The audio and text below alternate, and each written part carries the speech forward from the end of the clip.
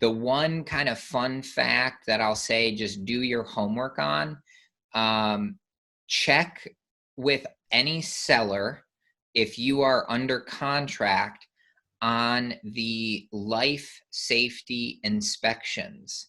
So typically, if you have a property that has fire extinguishers, those are typically inspected on an annual basis. And that could be a couple $1,000s depending on how many you'd have to inspect. So if they haven't been inspected in time, make sure the seller does that and they pay for it before closing. As an operator, I know other investors are romanticizing multifamily investing, and I'm looking to learn from other investors' mistakes. I know you are too, and you found the right place. Welcome to Myers Methods Presents Multifamily Missteps.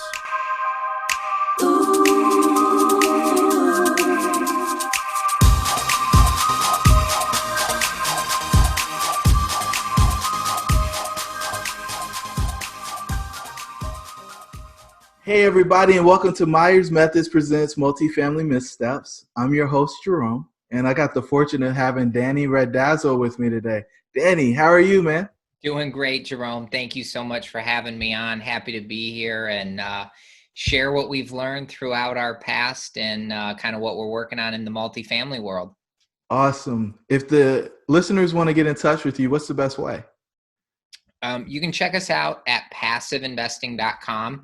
That's the name of our syndication group. So if you want to know about our specific focus, kind of what we do, or just learn more about our investments, go to passiveinvesting.com. You can get a hold of us there. And if you're interested in becoming a passive investor, you can join our club and we'll reach out to you and talk about your investing goals. If you want to know a little bit more about me personally, my website, DannyRandazzo.com, is a great place to do all of that and see kind of all of the previous podcasts that I've been on, shows that I've produced myself, and any other information that you would like to know. It's all there. Awesome. Thank you for doing that.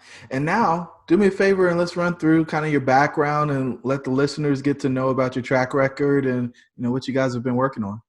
Sure. My personal background was in financial consulting. So I traveled around the country and the world working with multi-billion-dollar corporations to improve their financial performance and business operations. So I always kind of had that mindset of, how is this process working and how can we make it better or do something different to improve? And so that's what I was able to help large multi-billion-dollar companies do.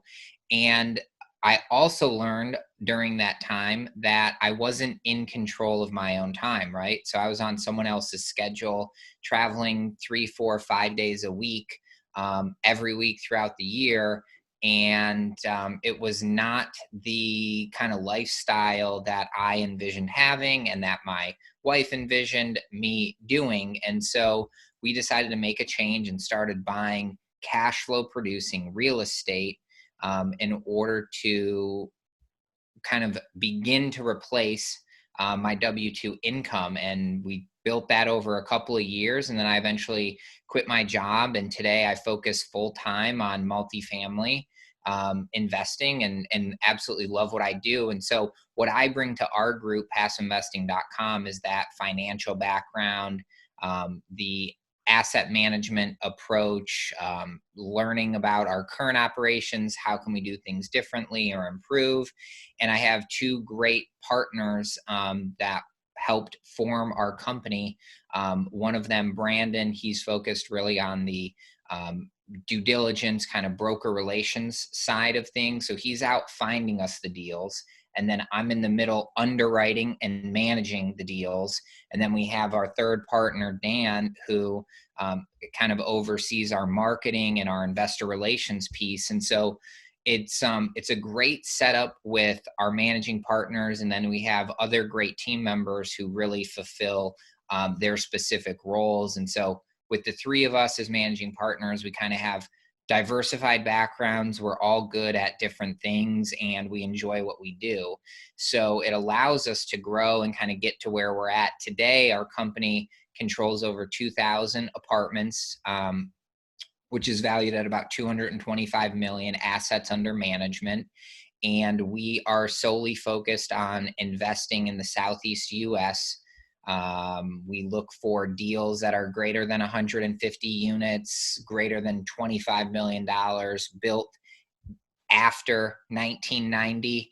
And there's got to be a value add component. So either there is value add by actually doing work and renovating the units, or there's value add by improving operations from what the previous seller was doing. So that's kind of what we're focused on today. That's a little bit about the structure of our group.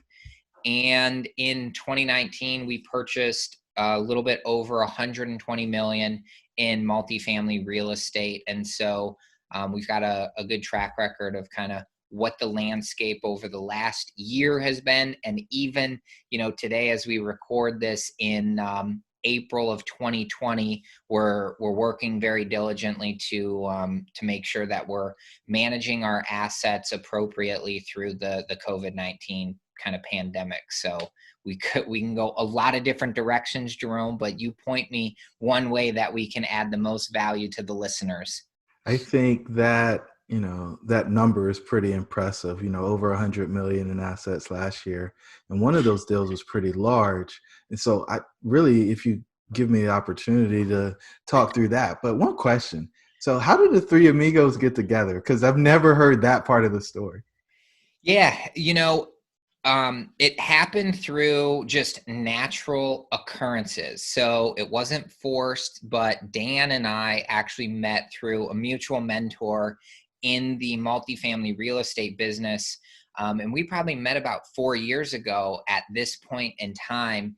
And for the first couple of years, we just kind of stayed in touch, maybe once a quarter, checked in. And then as we started to see some alignment of interest, our kind of business desires started to align. Geographically, Dan and Brandon both live in Columbia. I'm in Charleston. And so we started to drive and kind of meet in the middle. And we would have breakfast together, talk about what we were looking at. And then eventually there was a multifamily deal that came online, listed for sale in Charleston. And so we kind of went in with the mindset of, let's look at this thing together. Let's see if we could do it together.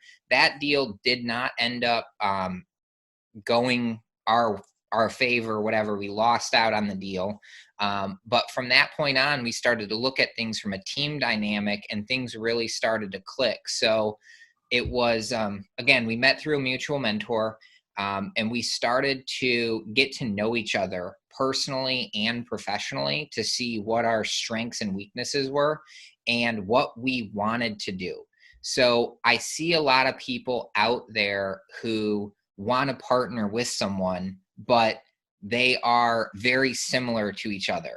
So, if you are two very outgoing individuals who love to speak to investors, like, that's great, but you need to have a numbers person on the team. You need to have a broker relations. Brandon's background is excellent because he built custom homes for about 10 years. And then he was also a commercial and residential insurance adjuster. So he knows every make, model, product, building material, useful life thing, which Dan and I don't really have an interest in knowing, but it's very helpful to have that person on the team. And so we've been able to utilize the strengths and, again, do what we really enjoy to get that team going. And so my kind of one tip to the listeners out there would be to meet people, get to know them. Don't think about partnering first. Just think about if they're a good fit to work with and you enjoy being with those people. And then kind of progress down that road, but do it naturally. Don't force it. Don't jump into a partnership early. And even when we first got started, we kind of said, look, we'll just do it one deal at a time. And then we kind of said, hey, this works really well. Let's kind of form a real business so we can take it to the next level. Awesome. Yeah, that's cool. And I always have to ask, so when you say a mutual mentor, was that paid training or was there somebody that was doing it for free for you guys? So Dan and I individually did have a paid mentor that we were learning and growing from.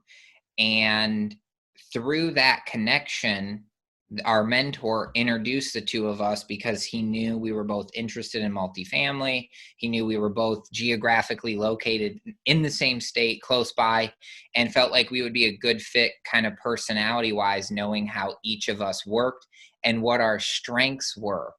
And so I would encourage people who are looking to get started, um, do your own due diligence, right? The one thing, Jerome, you're always talking about is be educated, but do your own research. And, um, you know, I think there's really good people. There's also probably not so good of people who charge you money to go through some coaching program. And so, do your research, talk to people who have been in the program before you and get their viewpoint on it. Also, see how many people have dropped out of the program or who are no longer doing it, to get a feel for kind of what you're going to get out of it. But I went into this mentorship to get very specific things. And I am the type of person who always needs to get the value out of whatever I put in. So whether I am, I don't know, I'm looking on my desk here, I have a paper towel. If I'm buying a roll of paper towel, I need to use the whole thing. I'm not just going to get half of it and then kind of throw the other half out. So always have that mindset of what are you looking to get out of a coaching program or a mentorship program to make sure that you can benefit the most from it. Awesome. Awesome. And so let's dive into this huge deal you got. I don't know many people that can take down a $50 million deal. So what happened on that deal? What'd you guys learn? Like, where's the big lesson learned there? The big lesson learned that I would say is there's not a lot of difference between a $50 million deal, a $5 million deal, and a $500,000 deal. The only difference is in terms of raising capital. So I know that's a big hot topic in the multifamily syndication space. And what I would encourage the listeners to do is to go out and start having preliminary conversations with all of your potential investors. You are going to have a very hard time raising money for your first time. You're going to have a very hard time raising money for your second time. It will get easier as you do more deals and you're known as the real estate person or the multifamily investment person. What's up, guys? It's your host, Jerome. I just want to let you know we launched Myers Methods in the fall of 2019 with the ambition to inspire a new breed of multifamily investor. If you are interested in getting into multifamily or scaling your current business, hop over to our website at myersmethods.com to grab your free 4-step guide on how to get the ball rolling in multifamily. Now let's get back to the episode. And so the capital raising is challenging, right? On a $50 million deal, you probably need to raise somewhere between $15 and $20 million, depending on what sort of strategy you have. So you don't get there on your first deal, but start a little bit smaller. Again, the other opportunity that you have is to partner with a group who has more experience than you do, to kind of show you the ropes and make sure that you can get through to the closing process seamlessly. The other piece that I would say is kind of eye-opening from doing a $50 million deal, the debt aspect, when you're working with a lender, it's, I would say, a little bit easier to secure debt. You're going to get better terms than you would on buying a $1 million property. So it's an interesting piece, but it's just kind of how the debt world works. When you're doing larger deals, it just seems to be a little bit easier. So that's kind of like a surprising benefit to it. You have to raise more money, but the lenders work with you a little bit more because the dollar figure is a little bit bigger. Um, from that perspective, taking over a $50 million apartment community, it's 270 units. It's located in Raleigh, North Carolina. The takeover process is about the same as your other like kind multifamily assets. You need to do your due diligence. You're just going through probably a few more units than you would elsewhere. But I think as you go up in price point of where you're buying, the management gets a little bit easier, right? If you think about a 100-unit property, maybe in a kind of up and coming, not so great area, the management of that asset is going to be a lot more challenging than the management of our 270 unit property located in a really nice submarket of Raleigh, North Carolina. And so from that perspective, you need to know these things. And, as we harp on that education component, I would say know your market, know exactly what it takes to prepare, close, and then manage post-closing each asset type in the neighborhoods that you're looking at buying in. Got it. So was there anything that was shocking for you? I don't think we had too many gotchas or shocking pieces. The one kind of fun fact that I'll say, just do your homework on, check with any seller if you are under contract on the life safety inspections. So typically, if you have a property that has fire extinguishers, those are typically inspected on an annual basis. And that could be a couple $1,000s depending on how many you'd have to inspect. So if they haven't been inspected in time, make sure the seller does that and they pay for it before closing. A more costly inspection is on your sprinkler system. I think these are state by state, so don't get me wrong here, but I believe typically every 5 years you need to have a fire sprinkler system inspection, and that can be a few $1,000s. So again, if the property has not been inspected yet, try to get the seller to do that and the seller to pay for it prior to closing. And so I think as you close more deals, you learn some of these kind of gotcha things, or, they may be lower in the priority queue when you're doing due diligence and you want to check the rent rolls and you want to check the physical build and makeup of the property, but make sure you get your inspection reports done as well on some of those critical items. The other thing is, if you have a pool on your property, was the pool certificate completed for the upcoming season? Because the pool certificates need to be inspected on an annual basis. So again, that could be something that you try to get the seller to do and pay for prior to closing, depending on when it's occurring in the month or in the year, excuse me. Did you guys miss those opportunities on that deal? We did not get confirmation of some of those pieces. The more expensive one on the fire system, luckily the seller had it done, I think 3 years ago. So we still have 2 years until we have to do it. And that one, I think, runs us like $8,000. So it would have been nice to allocate in our budget. But we can do that for next year's budget because we have another year to kind of prepare for it. So not a big gotcha. But we should have caught that before closing. And so what we now have is a kind of closing due diligence checklist that is growing every time we learn something new. And so now there's, the box next to the life safety reports. And, sometimes properties don't have sprinklers, or sometimes there's not a need for some of these reports depending on what state you live in. And so it might not be applicable everywhere, but it's definitely something you need to check.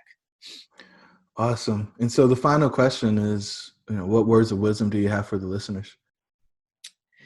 My words of wisdom would be to, it's going to sound kind of generic, but, be grateful for what you have and continue to work hard. I think you can accomplish anything that you put your mind to. And so I would just encourage the listeners, my words of wisdom would be think bigger than you actually are trying to do. And what I really mean by that is, if our group can buy a $50 million deal, anybody out there can do it with the right team in place. And so, if you're getting frustrated and hung up looking for $1 million property, maybe think bigger, look for a $10 million property, and maybe look for a partner who can help you. So you don't have to go at it alone. Multifamily is definitely a team sport. And so, to kind of summarize my words of wisdom, think bigger and support yourself with a great team around you. Any hacks on how to get that team around you? I think a lot of people complain about not having the right network or access to the people who can do those things. Yeah. If you don't have access to great people or a network in your community, make one. And what I mean by that is if you go on the internet to like Meetup or Facebook, is there a multifamily investing group available to you? And if there is, go and check it out. If you don't like what you see or there's not a group, go and start a group. You have resources like meetup.com. You have the Multifamily Investor Nation. You have Bigger Pockets. And if you post a meetup out there, you're going to get high quality people like yourself to come to those meetings. And then you need to start networking with those people. On a small scale, I started a investor breakfast meeting in Charleston about 2 years ago. We meet on the first and third Friday of every month. And the group has grown. I think the first meeting we had like 4 people come to. And we've been going at it every single Friday, the first and third Friday. And we have now about 40 to 50 people who show up, and we have breakfast together and we chat real estate. And the whole point of doing that meeting is just to connect people. So if you don't have the group or the network, go and start it and people will come. Awesome. Danny, thank you for coming on the show. I really appreciate it. Jerome, thank you so much for having me on. You have a wonderful day. And if you all have any questions at all, don't hesitate to reach out to me either at passiveinvesting.com or DannyRandazzo.com. Awesome. You made it to this juncture, so you really love what we shared on this episode of Myers Methods Presents Multifamily Missteps. Do us a favor, give us a 5-star rating, give us a review, and share this with somebody who's interested in multifamily investing. Until the next time, the pack is with you.